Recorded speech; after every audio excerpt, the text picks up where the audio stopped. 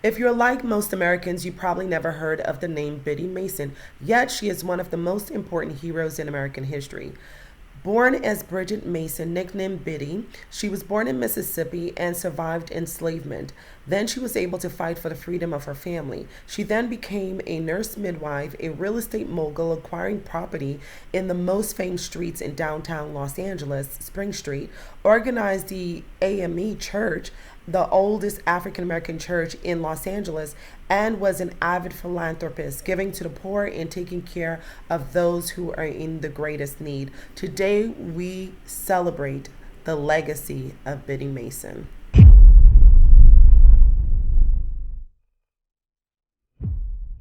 Hi, everyone. Hi.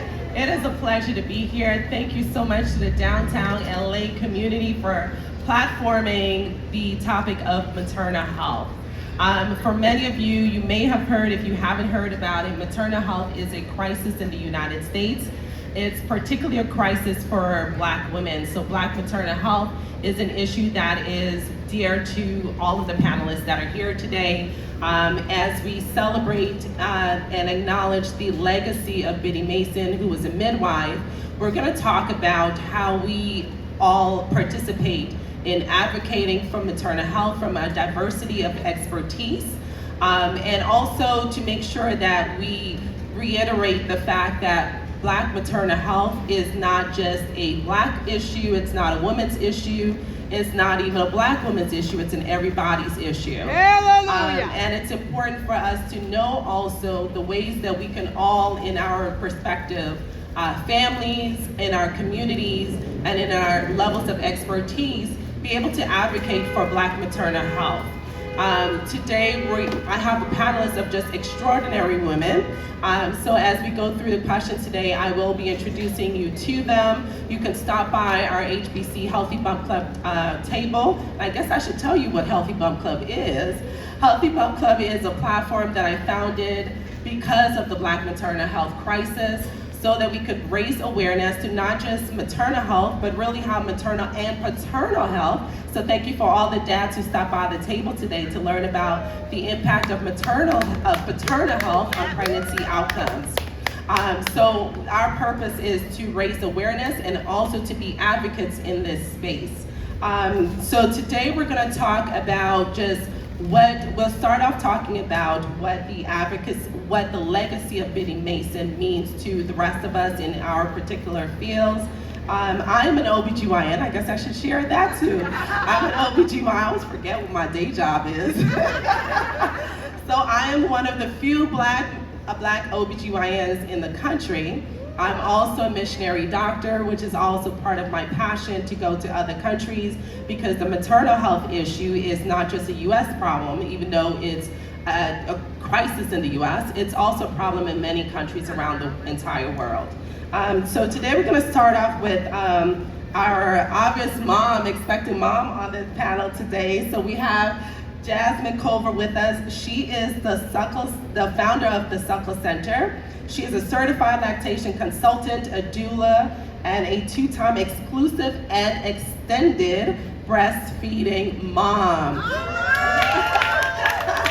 I love the extended, because we know breastfeeding improves and decreases cancer rates. So I love to hear that as an OBGYN. So Jasmine, I'm gonna ask you, learning about Biddy Mason, what does her legacy mean to you as the founder of such an extraordinary organization? I believe it's funny because I actually took my grandmother with me to my midwifery care appointment yesterday at Kindred Space. And funny enough, my family did not breastfeed. Quite a few of them actually had C-sections, and they have actually never seen a home birth. So even my great-grandmother, recently speaking to her, she's 90, and she's never seen a home birth. So when she's the oldest, when her mom had her siblings, they had just started actually doing hospital care for birthing. And so being able to not only now introduce my elders, my husband and my children to maternal health in a way in which, you know, people like Biddy actually intended it to look like, but also bringing that to the community and to other moms that look like me who don't even know that this is an option. And for them to just simply know that they have an option, because we don't even think we have that, is very important to me. So I definitely appreciate the way that she's paved. I definitely think that this is the work that God has called me to, and the way that it's unfolding for not just those that I'm helping, but actually for my personal family.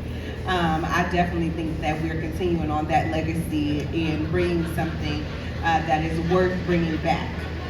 It is definitely how we were intended to birth and to nourish one another. And that was one of the things that she shared yesterday, is that just the camaraderie that was in the room at our group prenatal care. She'd never seen Black women just love on one another and share their experiences and just break bread together, and everybody has their bump out, So for her to be well into her 70s and be open-minded to even seeing what that looks like, despite the fact that it clearly started long before us, it's just truly a blessing to be a part of this in more ways than one. Yeah, that's wonderful. I love the fact that she, at 90 years old, bless her. Right. We need her secrets. That you were able to show her that. And it's really what our roots are. It's how we started. And I love the fact that you are one of the advocates in getting us back to that. One of the things that really stood out about Biddy Mason's history is just how much she was able to think beyond her reality, right? As an enslaved woman, or a woman affected by enslavement, she was able to still have the vision beyond something that she's ever seen. And we have panelists with us today that are building avenues and pathways that we have never really seen before, or people have never really given support to. Trinity Brown is one of those people. She has she's an expert in maternal grief and health equity, and she has started she's the founder of the Noel Alexandra Foundation, which has also blessed my practice for my mom to have experienced pregnancy loss. And I think the work that Trinity does is so unique, because the weight of grief is sometimes very heavy, and to be able to maneuver and help families navigate through loss is really an incredible task. So Trinity, can you share with us how you take the legacy of Biddy Mason and how that inspires you in the work that you're doing? Yes, absolutely. So, being able to read Biddy Mason's story and just look at all of the barriers that she was able to basically break down and still become, this wonderful woman and provide all of these resources despite the trials and the tribulations that she had gone through, from enslavement and being moved and, just being a Black African American woman at that time, and still being able to achieve all of those goals. And it really just made me look back and reflect on the things that I've gone through as well, from a mother who has experienced a loss, both miscarriage and a stillborn, being able to break those barriers, be able to let other moms know that, you're not alone in this process, but how can we help each other, not just the mothers, but the fathers too, because they grieve as well. It's going to be Father's Day tomorrow, so we want to also recognize the men as well, and it's, mental health for, the men as well, Men's Mental Health Month, and it's very important that, we continue to inform the community and let them know that you're not alone. And I think that she did a great job at advocating and supporting, people that were, poor and didn't have as much, and she was able to move into those communities and support them. And that's what our organization is here for, to support families, to advocate for them, to help them through this lifelong journey of grief and loss, but to also let them know that they don't have to do it alone, and that we will be there every step of the way, and that, there is going to be, brighter days ahead, and that we can also have healthy live births and pregnancies, and our infants and babies don't have to continue to die, nor do our mothers. I love that. Trinity, I'm gonna ask you a second question. Okay. You do an amazing event every year. What is that event that you do for moms? our Running with the Angels event. Yes, yes. So we host a event for families that have experienced a pregnancy or infant loss, where we honor their babies during the month of October. October's Pregnancy and Infant Loss Awareness Month, and we have all of the families come out and they provide their babies' names, and we do a memorial for their babies and a live butterfly release, and it's really just a beautiful event so that families know that we're there to support them again, and also to let them know that the memory doesn't die. Just because their babies are no longer here doesn't mean that it stops there. And I think that's also what Biddy Mason, like, we're here today celebrating her life and how she paved the way for us.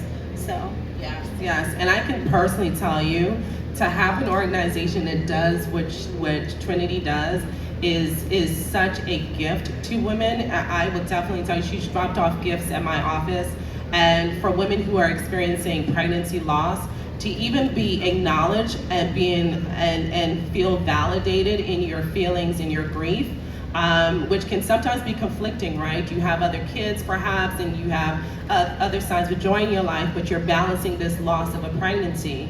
And so just even having a support group that helps to sort of validate your feelings and help you navigate through that process of grief is really empowering. Another organization that is empowering is the Free Me nonprofit, and I had the pleasure of attending one of Jordan's recent events, which was such a gift to the community. And what I love about Jordan especially is she's not only a mom and an author, she has children's books out, so make sure you mention that too. But also Jordan, like Trinity, provides support for families. So they see not just the experience of the mom, but the experience of the family as a whole, making it very inclusive for dads. She has a great group of dads that are very supportive as well. Jordan, you target and focus on the postpartum period. Can you share with us, especially when we're talking about Black maternal health, why the postpartum period is such a critical time period? Hello, everybody. This is my first time on the panel, so excuse me. I'm just taking it all in. But thank you for having me. So maternal mental health and postpartum, the reason why I focused on postpartum is because I experienced postpartum myself. A couple years ago after having my daughter, I was living in Texas, all my family was in California, and I didn't even know what postpartum was. I was like, when the doctor said that I was going through postpartum, she's like, are you feeling joy in this? I said, no, I don't want to do nothing. Like, I don't feel joy in anything. And she's like, well, you're going through postpartum. I'm like, well, what is that? I don't know what that is. And so when I started to seek help from my church, from my family, I decided to do therapy through my church. And so I'm advocating that therapy is really good. It's not for just people who are, really going through things, but it could be for even if you're not going through things, you just want to stay on track with life. But the reason why I chose postpartum was because at the time when I was going through postpartum, there wasn't a lot of help and support in organizations like they are now. I was telling my mom earlier, the only one that was going on, I had my daughter during the pandemic, so that was a lot. But at that time, the only organization that was going on was Postpartum International, Support International. I actually became a member of them and allies of people of color, so now I can advocate more, say more, speak more. I got my maternal mental health peer support specialist certificate. I'm constantly training myself and learning more about it because a lot of people don't know what it is. And so, like I said, I wanted to learn more about it, and then since I only saw one organization, like I said, it was during the pandemic, I only saw one organization doing that and supporting moms that are going through that. I did, they had support groups, and it was just like, oh, okay. And then a couple of years later, God placed it in my heart. He said, when you overcome this postpartum, you're going to start a nonprofit. You're going to help mamas too. I said, okay, bet, Lord. All right, I got you. So I started a nonprofit where I help moms. I provide group support, awareness of postpartum, and I give out resources, not just for moms, but the entire family, because I feel like it takes a village. So if you're just a mom and you're just doing it by yourself, you can't do that. You gotta have somebody, some kind of circle around you, some kind of support. And if our husbands and our baby daddies and our grandparents and friends and homegirls and homeboys don't know what postpartum is, they can't be a help to us. So I'm providing support and resources and awareness to them so that they now know what postpartum is. And so lately I've been reaching out to a lot of, for some reason I thought I would hit more mamas. I've been connecting more with fathers because they're coming to me, they're like, I didn't even know my wife was going through postpartum. And then I had a few dads who were now ex-husbands, but they're like, if I would have known that she was going through that, we kind of probably would have stayed together. Because like I said, us women, we don't know what's going on. And if we don't know what's going on and they're looking at us like, girl, you tripping, you know, and they don't really ask us or they don't really know what's going on with us. If they know what's going on, then they can be a support to us. And so that's what I've been doing lately. So love it, love it, love it. Thank you for that. And it reminds us also of the fact that over 50% of the complications that happen with pregnancy happen during the postpartum period. And that's what a lot of people don't realize. The most complications happen during the postpartum period. Postpartum depression, as Jordan explained, is actually more disproportionately affecting our communities. And part of what we've learned in the process of studying this is realizing that if we provide support, we can actually decrease the rate of postpartum depression. Isn't that something that's just by making sure that our dads are equipped, that they understand what postpartum looks like? Because a lot of times people think about sadness. Well, I'm gonna let the expert tell you what mental health issues look like. Moving on to Dr. Black, talking about the expert. Dr. Tamala Black is a doctor of psychology and a licensed marriage and family therapist who specializes in psychodynamic psychotherapy, trauma healing, relationship health, emotional wellness.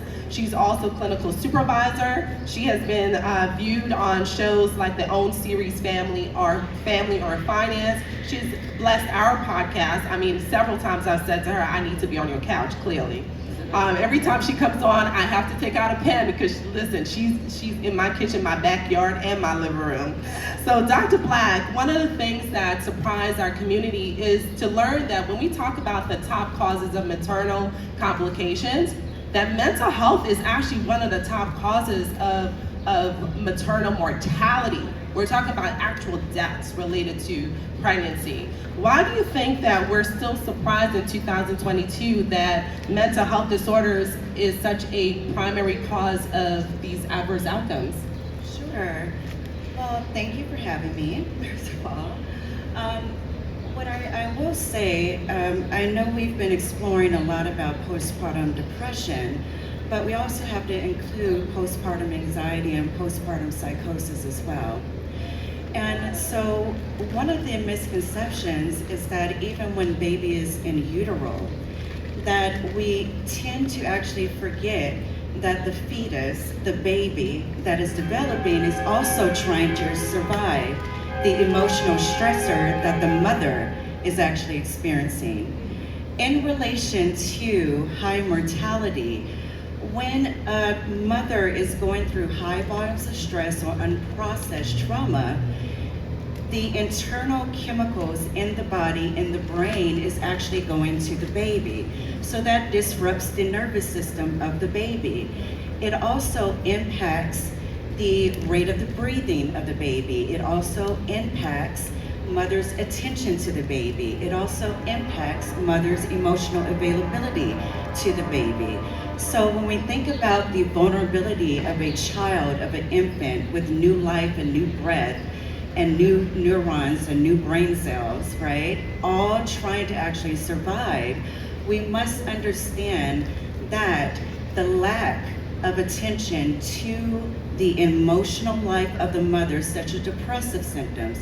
Depression leads to more sleep, more sadness, low eating rate. It also actually creates a hypervigilance on mother's own emotional survival and the neglect of the infant. So mom is exhausted.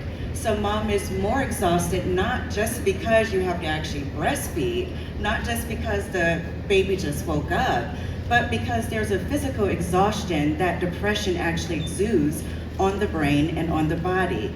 So that causes mommies sometimes to actually oversleep, to over-medicate.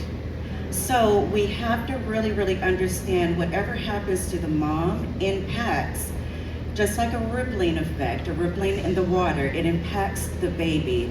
If mom is not okay, then the baby is going to actually be neglected or have an adaptive survival response based on the emotional availability of the mom. So the mom is not emotionally expressive, not able to self-soothe because she's in her, right, trauma or depression or anxiety. So the baby actually learns to actually self-soothe by themselves or become very hypervigilant, just very dysregulated, can't really self-soothe. And this actually continues to actually develop over lifetime. If you consider, all of us was that baby. So our emotional life is always tied to what has happened in those early years, no matter if you are 8 or 80, okay? We were those babies once upon a time. So the emotional state of the mother and the father, okay? Let's not forget dads, actually impacts the emotional development and the survival of the baby. Wow, I told y'all. Yes, it really does. And I'm so glad that everyone is making dads a part of this conversation because dads do experience postpartum depression and anxiety issues as well. And you're absolutely right, it affects bonding, and it doesn't really look, when we look for depression, I'm glad that Dr. Black went through all the different symptoms because not everyone's gonna look sad. Some people may look irritable or may just be short, right? And that could be so misinterpreted. And if we are making simple interventions and simple changes in our community, instead of the toys, and I love the toys for the kids, y'all, but doing things that are truly impactful, like how can I serve you? Right? Because oftentimes we go over to the house, the babies are so cute, we love to play with the babies and hug the babies, and then we forget that the wellness of the baby is tied to the wellness of the mom. And so it can be as simple as helping to do her dishes, helping to do her laundry, holding the baby so she can take a shower, you know? It's such simple ways that we can really counter a lot of these issues, and also to help dads, because sometimes in our communities, the dads can't take paternity leave because we don't yet have a national paid leave for dads and moms. And so especially because the financial situation is sometimes dire in our communities, it is very strenuous to be a dad who's supporting a mom and then still try to be there for the mom and her needs. So there are so many ways that we can help families have a better experience. One of the things I would definitely say surprised me a lot is not only just how far behind we are when it comes to maternal health. We are the worst in the world when it comes to developed countries. The worst. Isn't that something? Like the most powerful country in the world doesn't take care of its moms, of its birthers. So Jasmine, tell me, in your journey, what has been the surprising, you mentioned in an interview you did that the birth of the Suckle Center was really a maternal awakening for you. What was that maternal awakening, and what has been surprising that you're addressing with your journey? For me, I have experienced the lack of care when it comes to maternal health, unfortunately, firsthand. So my first child, I ended up in an emergency C-section. I had to have 3 bags of a blood transfusion. My baby had to go to NICU. It was questioned of whether I felt comfortable enough once it was time for baby to actually come with me into the room. And it's like, well, where else how would I know? I would hope to do it here when y'all have your help, right? But you questioning my ability was kind of odd to me. And then with my second baby, I had issues breastfeeding, which was shocking to me because I had already breastfed successfully and extendedly and without any help. So, and I was a NICU baby, so it was like, well, what's going on now? And the lack of care that I received was quite astonishing, to say the least. And realistically, the Suckle Center was already a thought But understanding that if this is what you're giving and I'm a second-time mom, I can only imagine what a first-time mom is actually experiencing if this is all the care that you're getting. And shockingly, my nurse, when I had my emergency C-section, was Black, and the lactation consultant that I had when I got little help was also Black. And I think that that's what shocked me the most, because I know Black women to be nurturing, to be loving, to be caring, to overextend, and I didn't receive that. And as a Black woman, that's what I'm always willing to give. And so it was very surprising to me. And even our pediatrician that we originally had with my first son, he was very nasty when we asked about my son's, circumcision, and it just was crazy to me that in so many different arenas that me as a first-time mom, as somebody who literally just had this C-section, that the lack of care was just not present. Yeah. And for me, it's like, okay, if I can be that one little sparkle in somebody's life to say you're not alone, you have options, you can change out this provider, here goes a hug, here goes a tissue, cry on my shoulder, whatever the case may be, I am literally here to serve you and put whatever I got going on the back burner. Yeah, love it. And we're gonna move along just a little bit quick because we're running out of time. I do wanna make sure that everyone knows about Trinity's book, because you poured your heart into your book, and I love the title of the book, The First Noel, which is the name of her daughter that passed away. So tell us quickly about that book. Yes, so thank you for that. I wrote a book in honor of my daughter, but also to bring awareness, to share my story, because as I had personally experienced a loss back in 2017, of course, where they tell you it's a safe zone, I was 36 weeks and 5 days when I was told she no longer had a heartbeat. And so, as I went through that whole process, and it's so funny, I listened to all of these wonderful ladies up here and talk about how God has placed it on our hearts to do these things, and there was nothing but God for me to still be able to sit here and be able to create the foundation that I have and support families and walk back into the same hospitals where I lost my daughter and delivered her where she wasn't breathing. But that book basically is a book to support families and to let them know that, you're not crazy, all of the emotions that you're feeling, how families can support you during that time of loss, to have a better insight on what actually goes on after a mom or a father loses a baby. And so that is kind of what that book is for. It's really just to break the silence and bring more awareness to pregnancy and infant loss, and to support families during that time. And it talks about the process of, starting the nonprofit organization as well. So it's on Amazon. I have some books. I'll leave them at Dr. Moore's table. So I'll do it. Yes. Okay, we are out of time, but I'm gonna tell you, you can hear a lot from Jordan on her channel, because she's on YouTube, and she share with us how we can find you on YouTube. If you go to, I'm on all the platforms actually. Oh, I'm yes, on she is. YouTube, Facebook, Instagram, and I'm now on TikTok. So if you go Freebie Incorporated Nonprofit on all those platforms, you can see me. I do community workshops once a month. I have guest speakers. Dr. Moore was one of my speakers. I had 2 dads who have kids with autism when we had autism awareness. So each month I'm having people come speak, experts speak on just whatever. Anything they're an expert at, I'm like, come on, speak about it.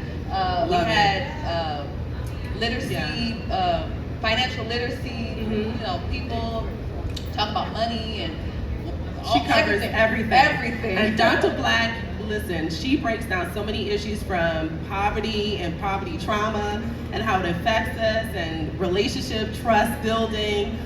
Go to Healthy Bum Club on YouTube. You'll see all of her discussions there. You can also follow you also on, is it Instagram primarily? Or her website. You can go to her website. You can go to her website. Tell us what your website is. Okay, so my website is drtamalapractice.com. Like Kamala, but with a T. Love it. That makes it very easy. As you guys can see, this is a lot of hard work that we do. Our organizations are being targeted by right-wing organizations to dismantle them. The Abundant Birth Project has already been sued. The Black Infant Health is already being in a lawsuit. So doing this work is we put ourselves on the line to do this work. I think these women embody the legacy of Biddy Mason, which is why I thought they need to be acknowledged and rewarded today. So if you can give me just one more second just to give them their special gifts. And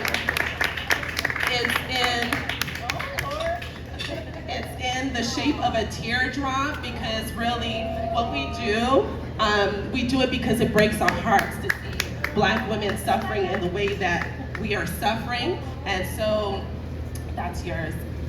Tamisha, that's yours, and that's yours.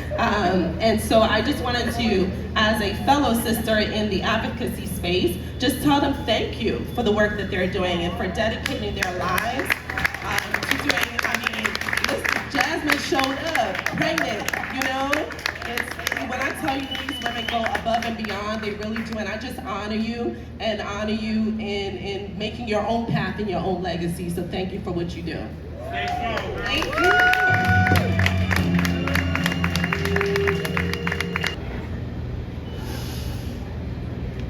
Air. Air is H2O? No. Air is the breath of life. Life to give, not yours to take. Air. Air is fresh, air is free, air is between you and me. Air. I need air, you need air, we need air, air to breathe, air to live. Give me some air. Air on the side of air. To whom much is given, much is required. Air. This is the air I breathe. Give me some air. Hey, you guys, we had an amazing time today with our panelist discussion. Thank you to the downtown LA community for having us here. It was a great opportunity to share not just about the importance of the maternal health crisis, and specifically Black maternal health crisis, but also to talk about ways in which we can all get involved in some form of advocacy to make sure all moms receive equitable care. So it was an amazing experience today, just to be able to share with the community, not just what we're doing, but what some other amazing co-advocates in this space are doing. Thank you to the Earth app. Thank you to Free Me nonprofit. Thank you to Dr. Tamala Black. Thank you to the Suckle Center, and thank you for the Noel Alexandria Foundation for being here with us today. It was an amazing day. Thank you to all the organizers, and it was just great to learn about so many organizations that are doing great work in the community. This is a way that we can continue to come together to share the good news that we can make a difference when it comes to this Black maternal health crisis.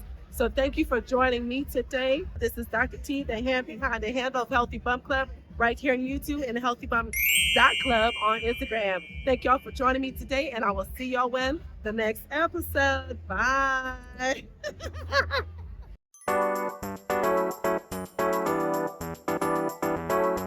This is Dr. T, just a friendly reminder, don't forget to comment, like, and share, and go ahead, why not, click that subscribe button. Help us to get to the next 1,000 subscribers.